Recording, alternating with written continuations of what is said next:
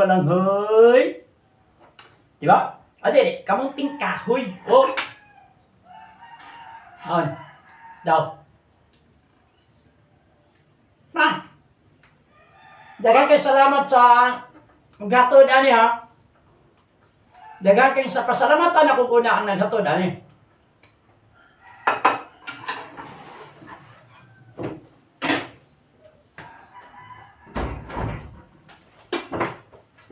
Hello. Pasalamatan ako kuna ang naghatod ani. Manghoy. Kamunting kahoy or kasaba, di ba? Ang giingon nga every bite daw there is a reminder that food is not just about what is on the table, so but the love and memories shared around it and in everlasting family and culture, diba? Kaya kanimangod, from savory, ang kasaba, from savory dishes to sweet treats. Kamuting kahoy is incredibly versatile. Sa asa, yan imabot. It brings comfort to our tables and warmth to our hearts. Kabalo ba mo nga ang kasaba, kamuting kahoy, ang kamuting kahoy is packed with energy and nutrients. It's the perfect way to fuel a busy day. Oh, tinugod ba? Mo nang sagaran ng mga mag-uuman, ha? Ito ang kamuting kahoy also known as manok or kasaba. Manok or kasaba, no?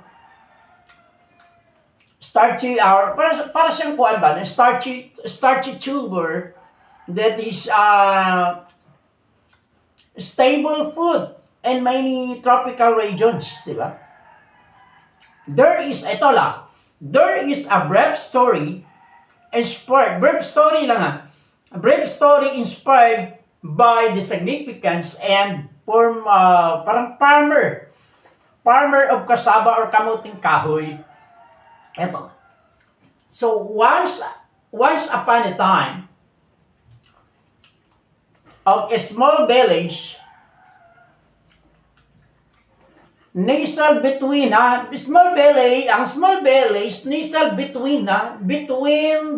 the lost green hills and sparkling rivers. Napatungan siya dito.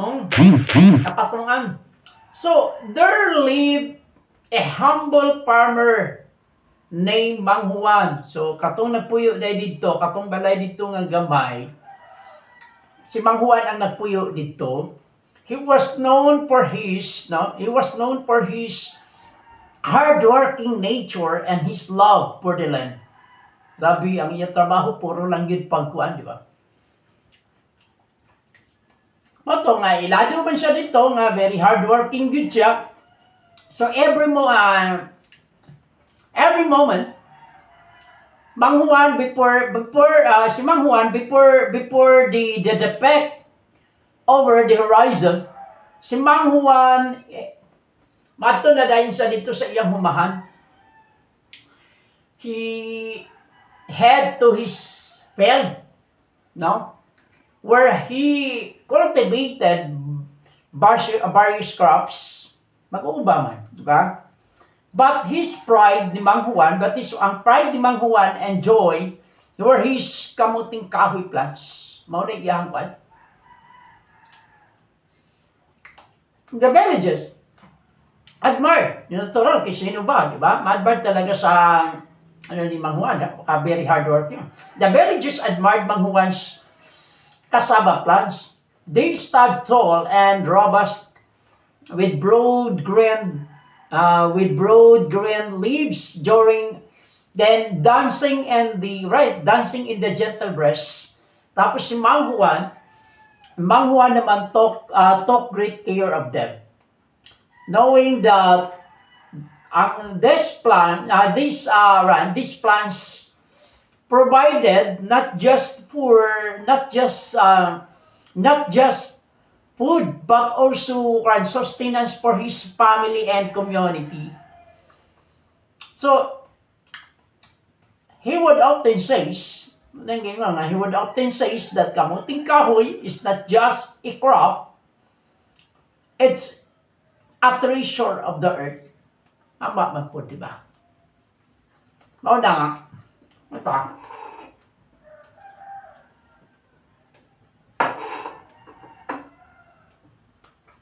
Madangan. A kitchen scene where cassava is being prepared. Kani bang good? Kani bang cassava good? Pag kuti kani siya kay una panitan, tataron, then lutoon, di ba? Nya pagluto kuti, dili siya ingon nga yan tigo po, di ba? Na nga, ang ato ang rule, tigkaon na nga. Balong luto.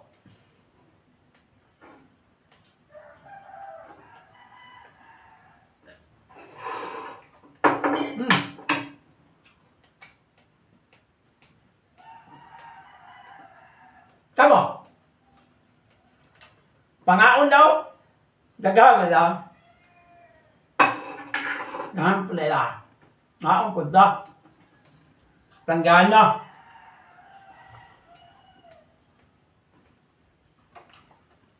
Muna nga.